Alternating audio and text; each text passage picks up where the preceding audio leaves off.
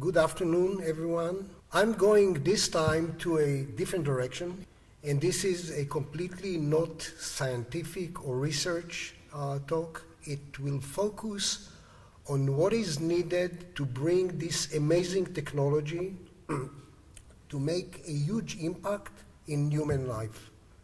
And this is, my assumption is that most of us, every morning when we are coming to work because we believe that we could make a difference. We could help people globally.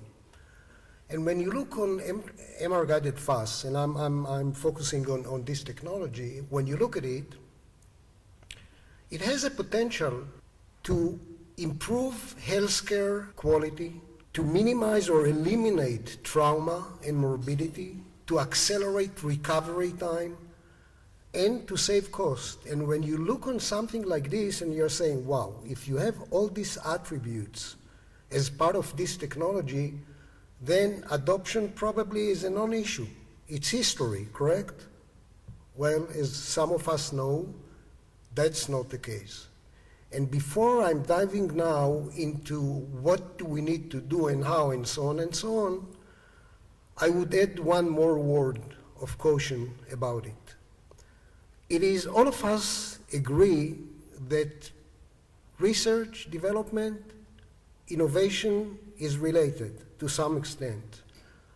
My claim here is that everything that is to do with MR-guided FAST, including business, needs out-of-the-box thinking. To try and bring someone to adopt this technology for use as a clinical therapy system, we will be required to address three different areas. One, efficacy. Prove to me that whatever you do clinically is at least as good as the current gold standard, hopefully better, but show it to me. Do clinical research, prove it. Second, and we know it, nothing is new. Second one is safety. Prove to me that the safety profile of MR-guided FAST is at least as good as the current, preferably better. And the last one, which will be time and again a main subject of this talk, will be business viability. Prove to me that if I'm investing in this beautiful technology, I'm both in. I agree that both efficacy and safety are in place, and you proved it. Show me that if I'll invest in this, this will have return on investment. We need to understand that medicine, like any other business, will require from us to prove that this is a viable business. So now I would dwell a little bit about the history of InSightec, because this will give you some light, shed some light on what's going to happen, and start talking to you about crossing the chasm, which is a business, I would say, term, okay? And then look into business aspects that could allow us to cross the chasm. I heard from others here today that Peggy, in his talk this morning, in essence, touched points like this. I would add to this and say that my hope that at the end of this talk, we'll have clear view what could be done to change things. I'm going now through the history of InSightec. In essence, InSightec, or not InSightec, the focused ultrasound therapy efforts of later InSightec started at 1996, 20 years ago. We started our effort where the main target was doing clot lysis. We were driving to prove that using focused ultrasound beam, you could do clot lysis and take a situation from no flow to reflow. Why have we selected it? Because in many ways, it was clear that this will be easy proof to show that you can do it. Meaning, it's easy to measure. Use Doppler and you'll see it, okay? So this was something that we wanted to show, and this took place in '96. And then, when we were diving into the details of interaction between tissue and focused ultrasound, it became clear that if this technology will be statistical, like radiation, for example, or medicine, for example, it'll be extremely hard to treat accurately with low risk profile. And this was a point in time, 1998, when it became clear to us that real-time feedback on treatment outcome and safety will be critical. And when we looked into what could do it, it was clear that MR is the only one that was then able to do tissue viability assessment. What we have done, we're using MR thermometry as a surrogate for tissue viability. And this helped us closing the loop. On the slide that you see now, you could see how closed loop is looking, but in essence, think about it as anatomical imaging with temperature overlays throughout the whole field of view, and the ability to assess it and decide yes or no, we have treated or we failed to treat, do we need to treat again, and so on. From 1998, and I'll jump into 99 and this slide is covering up to 2004, and I'll have another slide to cover the whole history. At this point of time, we switched from 3 people that started doing the clot lysis work to a company. We founded InSightec at the beginning of 99 as a company. And you could see that this year, 1999, in essence, we started in parallel 3 major efforts: uterine fibroids, breast cancer, and brain. So the brain that only in the last 4 years became known all over is a very long R&D effort. Took years over years to bring it to a point where clinical treatment was judged to be reasonable, okay? And you could see that in 2002, we have received our first CE approval for uterine fibroids. People may ask today, why did you go to fibroids? And the reason was that fibroids is a benign tumor, and our assessment was that to cross the FDA with malignant tumor first will be impossible. So we selected a significant need and went with it, trying to get the FDA to approve it, which we succeeded. In parallel, we identified a critical need for a very large number of elements phased array, and here we were speaking about isotropic flat phased array. So again, I'm using a lot of technical words. I hope that all of you are following, but 12 years ago, we started working on a flat, very large a number of element phased array, which is the base of the technology for the system you see here on the left side. This is a 1,000 elements phased array, electronic steering only, no robotic system, which allowed us to do many applications and will continue to be a building block of this technology. Okay, if you continue to look on the timeline, you could see that in essence we are continuously investing and expanding, trying to reach the point where our vision of MR-guided FAS being the next generation operating room will become reality. So the drive of InSightec is to reach a day where a physician walking in the corridors of a hospital, thinking about specific patient, will say, my first alternative to treatment is MR-guided FAS. This will be my first defense line with multiple applications, and this is what we are trying to achieve. Okay, what we've done till now. As you could see, we treated till now 14,000 patients, multiple applications. 12 of these 14 are coming from fibroids, but the rest, the additional 2,000, are coming from breast cancer and prostate cancer and liver cancer and pancreatic cancer, bone tumors, and so on and so on. So in this additional 2,000, we are holding the future of InSightec and this application, okay? So we are covering a whole array of applications. I'll take a stop here and say that I'm really proud to be part of InSightec, And time and again, I'm saying, guys, we are proving the impossible possible time and again. And I think that we should look on ourselves as lucky to be able to handle challenges like this day after day. Now, I'm stopping here, taking a turn and saying what I did at the beginning. I'll focus on business. And let's talk about business viability, what should be done, what are the tools, and so on. This is a typical technology adoption life cycle. And what you can see here on this graph is that I'm positioning MR-guided FAS, not necessarily InSightec, could be Philips and others that are working on this, at a point where we are supported by early adopters. We are still before what is called the chasm.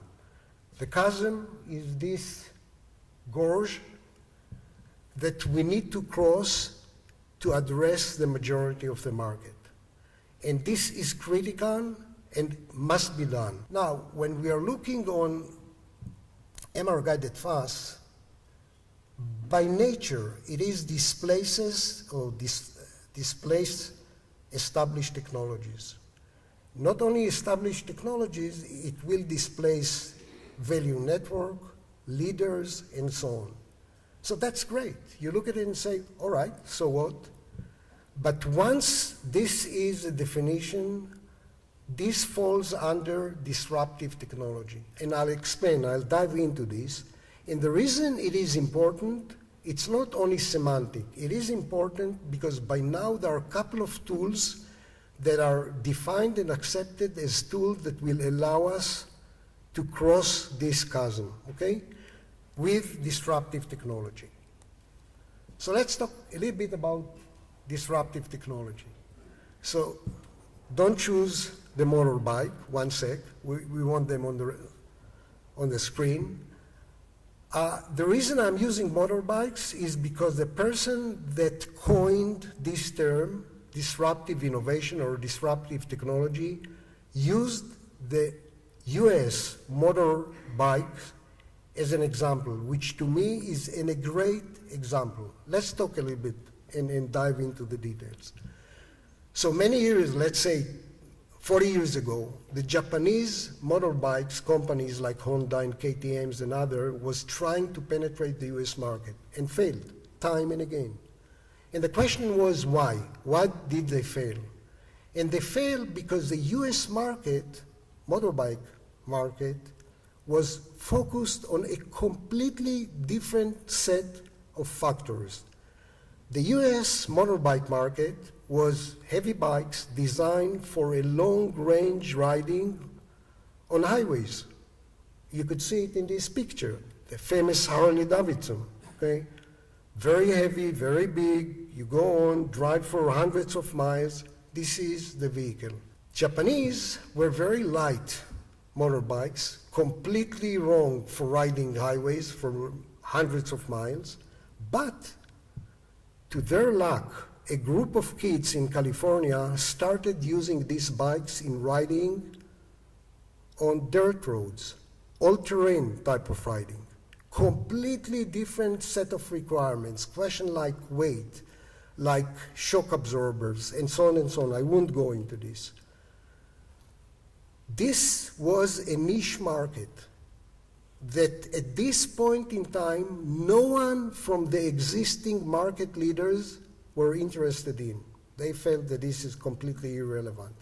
So when you take performance axis of the existing market and trying to measure this different type of a product, it will be completely declined.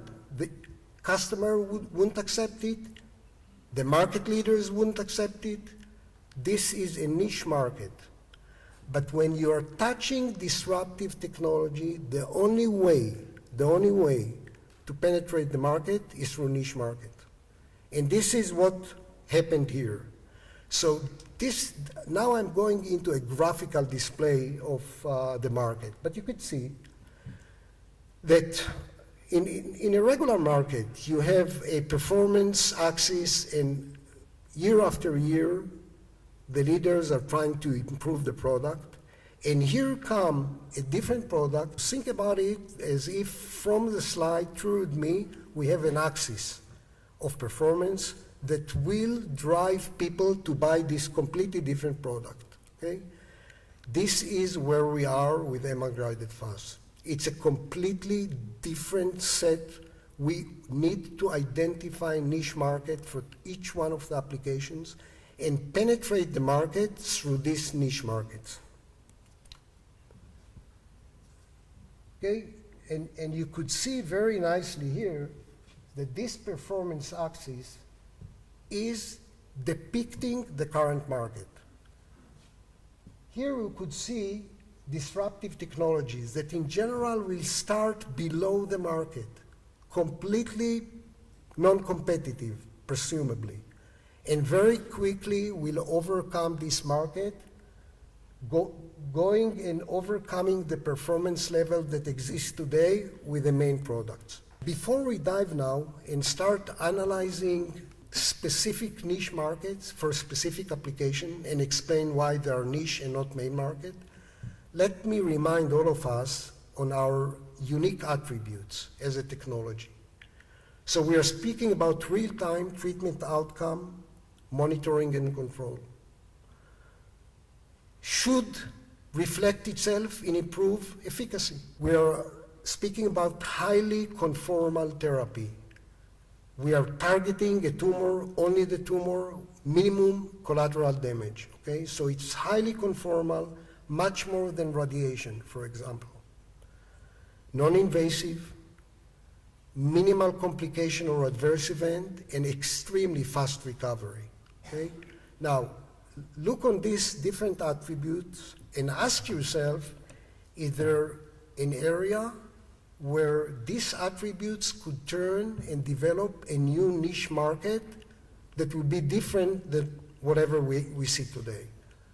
So before we are going into this, we need to remember another factor that we'll need to take into consideration, and this is the value network. What you see here on the screen now is a typical value network that is including multiple players, different interests, different interactions, and so on. Specifically, we are speaking about patients and physicians. We are speaking about payers, insurance, employers, providers, hospitals, governments. All of those interact, influence each other, and we need them at the end of the day to somehow team and support. To make it clear, I would say that without a solution to this that will address technology, healthcare, business, we are not going to see the next jump, which is jumping from treating 14,000 patients to millions of patients, where we really should be to have an impact and help people.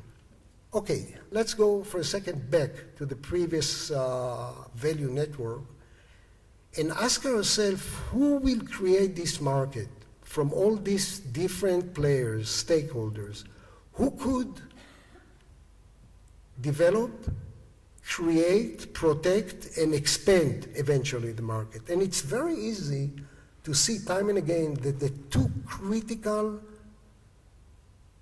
points in this value network will be the patients. Without the patient support, it'll be impossible to do it, and the physicians.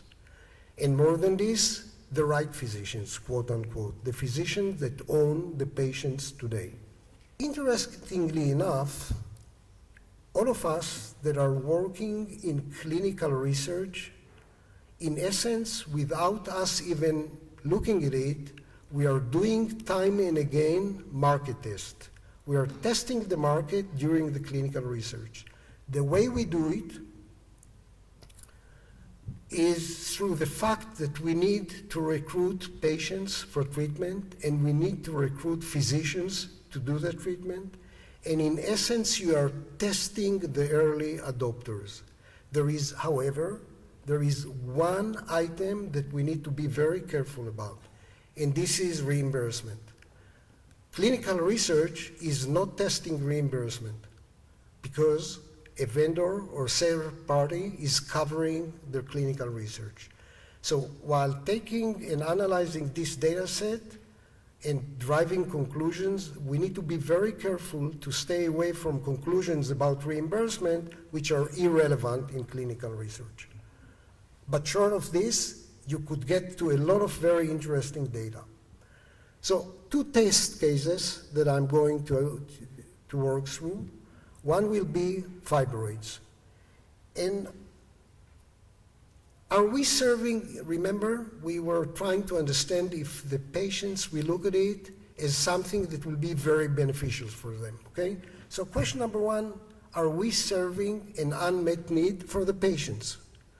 And clearly in uterine fibroids, this is an unmet need if we look on next day back to your life, uterus preserving, and so on and so on. So there are values or this treatment, MR-guided fast treatment, could easily address real needs and hence should get the support of the patients. While when we are speaking about physicians, gynecologists in this case, a lot of them are looking on the current availability of treatment alternatives like hysterectomy and myomectomy and judging them to be reasonable. Again, I'm not going to enter into argument now if it is or not, but we need to remember back of our mind that physicians and patients in this specific application are not aligned or maybe not aligned. We need to address it. The other part that we need to be continuously cognizant of will be the reimbursement. And the reimbursement will play a major role on both patients and physicians. In parallel to this, we'll need to work with the providers and the insurance and show cost saving. In today's world, in today's medical healthcare services cost, this is becoming critical. The next example that I'll look into is essential tremor. And here you could see another variant, but let me talk about what you see on the screen. This is to explain why most of the patients decline the current therapy. The current essential tremor therapy for patients that are therapy refractory, meaning medication is not influencing them anymore, is DBS. And what you see here on the slide or on the screen is a patient post-DBS procedure. You could see the burr hole, the electrodes, the wire. What you don't see is the pacer that is implanted in the chest, okay?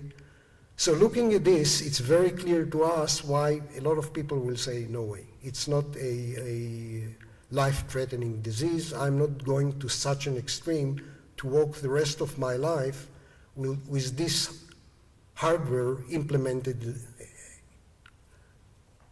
on me. So we have clear-cut patients that are supporting this as an unmet need. More so, even neurosurgeons will support this statement that for a lot of essential tremor patients, this is unmet need because they know that essential tremor patients are declining the procedure, or it takes years until they'll take a decision to go ahead and have this procedure, okay? All right, 2 examples how we could work with the relevant stakeholders, turn them to be the change engine. And now let's talk a little bit about the change engines. Once you come with innovation, new product, new treatment alternative, and so on, that is implementing or driving significant change, by nature, organization, networks will resist this type of a change. The way to overcome it is by having in place change engine that will fight and push and persuade and talk and do everything needed to bring the change or to implement the change. So when we're talking about it, we have a huge partner in driving this change ahead. And this partner, or these partners, are the patients. And we need time and again to bring them and work with them in the upfront, while they will need to work with us and help us to persuade physicians and vice versa. So in general terms, patients should lead the change with the help of physicians, and this is something that we'll need to achieve time and again to see success. And again, I'm speaking about clinical success. Okay, the last slide, crossing the chasm. I'm here to tell you that after this almost 20 years, InSightec believes that we are at a position to move ahead, cross the chasm, and address the majority of the market. I think that we, ISTU, as a community, is part of it. And everywhere that you could help in the process, locally, with friends and so on, this is critical. So with those words, I would say we overcame a lot of things that were impossible. I believe that we are going to overcome the business viability question and see a significant change in the next 10 years in the number of patients that will be treated and benefit from MR-guided FAST. Thanks a lot.